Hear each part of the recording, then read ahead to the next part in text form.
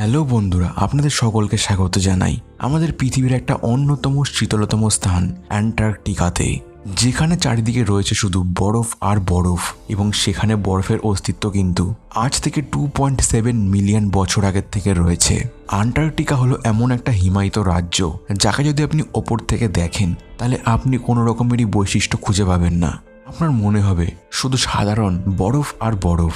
তবে এই সমস্ত বরফের নিচে কিন্তু একটি রহস্যময় আর জটিল জগতের অস্তিত্ব রয়েছে। আর সেই রহস্যটি তার অস্তিত্বের মাধ্যমে সকল গবেষকদেরকে অবাক করে দিয়েছিল।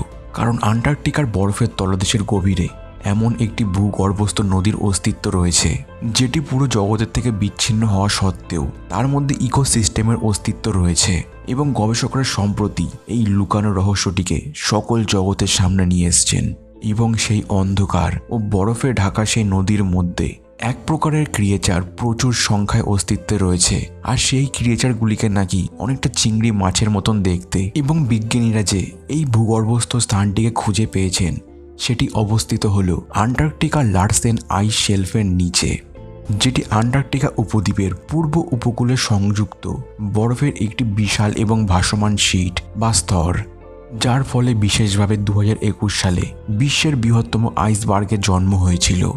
এবং সেই সময় গবেষকরা স্যাটেলাইটের মাধ্যমে সেই জায়গাটিকে পর্যবেক্ষণ করার সময় তারা কিছু আনইউজুয়াল জিনিস নোটিস করে। তারা এটা দেখে যে সেখানে কিছু অস্বাভাবিক খাঁজ দেখা যাচ্ছে, যেই খাঁজগুলি সেখানের আইসবার্গের থেকে শুরু হয়ে জমির সঙ্গে মিলিত হচ্ছে। এবং গবেষকরা সেই অস্বাভাবিক খাঁজটিকে পর্যবেক্ষণ করার পর এটা স্টেটমেন্ট দেয় যে তারা একটা ভূগর্ভস্থ নদীর অদ্ভুত বৈশিষ্ট্যকে চিহ্নিত করেছেন সেখানে। এবং সেই অজানা ভূগর্ভস্থ নদীটির সম্পর্কে জানার জন্য কিছু গবেষকদের দল সেখানে যায় এবং সেখানে পর্যবেক্ষণ শুরু করে দেয়। তবে সেই নদীটি কিন্তু সেই বরফের শীটের অনেকটাই নিচে অবস্থিত ছিল। গবেষকদের দলটিকে ভূগর্ভস্থ সেই চেম্বারে পৌঁছানোর জন্য ড্রিলিংয়ের কাজ শুরু করতে হয়। এবং তারা প্রায় 1640 ফুট ড্রিলিং করার পর একটা সুড়ঙ্গ পথের সৃষ্টি করে। বরফের নিচে ঢাকা সেই অজানা জায়গাটির মধ্যে কি লুকিয়ে আছে সেটা জানার জন্য গবেষকরা সেই বরফের সুড়ঙ্গের মধ্যে দিয়ে একটা ক্যামেরাকে পাঠিয়েছিলেন। এবং তারপরে গবেষকরা ক্যামেরার ফুটেজে যেটা পান সেটা দেখে সেখানে সকলেই পুরোপুরি অবাক হয়ে গেছিল। কারণ তারা প্রথমে সেখানে জলে শত শত ক্ষুদ্র একটা ঝাপসা ক্রিয়েচারের ঝাঁকের ভিডিওকে দেখেছিলেন।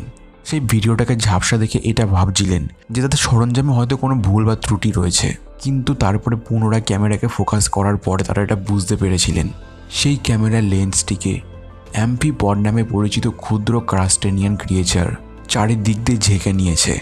এবং এই ভিডিও ফুটেজটাই সেখানে সকল গবেষকদেরকে অবাক করে দিয়েছিল। কারণ তারা এটা কোনো মতেই অনুমান করতে পারেনি যে বরফের পৃষ্ঠের এত নিচে কোনো ধরনের জীবনেরও অস্তিত্ব থাকতে পারে। ক্যামেরাটিকে সেই বরফের গুহার মধ্যে দিয়ে নদীতে পাঠানোর সময় গবেষকের দলরা এটা জানতে পেরে খুবই বিস্মিত হয়েছিল যে সেই বরফের গুহাটি তাদের পূর্বাভাসের থেকে পুরোপুরি ভিন্ন রকমের। কারণ গবেষকরা এটা আশা করেছিলেন যে সেই ভূগর্ভস্থ নদীর ওপরের ছাদটি মসৃণ এবং সমতল হবে, কিন্তু এর পরিবর্তে তারা এটা দেখতে পেল যে সেই ছাদটি খুব অসমান ছিল এবং প্রচুর খাড়া। বিশেষত সেই গুহার ছাদটি অনেকটা প্রশস্ত ছিল। আন্টার্কটিকার বরফের তলায় সমাহিত 1640 ফুট নিচে ওই রকম ছোট ছোট চিংড়ি মাছের মতন ক্রিয়েচারদের অস্তিত্ব ছাড়াও আরও কি কি ধরনের ক্রিয়েচারের অস্তিত্ব আছে তা কিন্তু আমরা এখন অবধি জানি না। তাই বিজ্ঞানীদের নতুন পাওয়া এই অজানা ভূগর্ভস্থ নদীটির অধ্যয়ন তারা চালিয়ে যাবেন।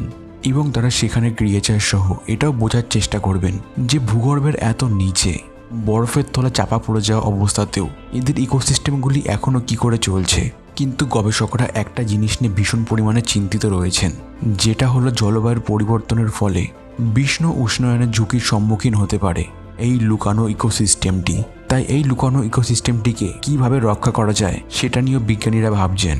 তো আপনার কেমন লাগলো আন্টার্কটিকার নিচে অবস্থিত এই ভূগর্ভস্থ অজানা নদীটি এবং তার মধ্যে থাকা সেই অজানা ক্ষুদ্র ক্ষুদ্র ক্রিয়েচারগুলি সম্পর্কে জেনে? আর ভবিষ্যতে কি গবেষকরা সেখানে অন্য কোনো প্রকারের ক্রিয়েচারের অস্তিত্বকে খুঁজে পাবে? আপনার মতামতটি কি আমাকে নিচে কমেন্ট বক্সে অবশ্যই জানাবেন। তো আজকের জন্য এতটুকুনি, আবার দেখাবেন নেক্সট একটা কোনো ভিডিওতে। ততক্ষণের জন্য স্টে হ্যাপি অ্যান্ড হেলদি।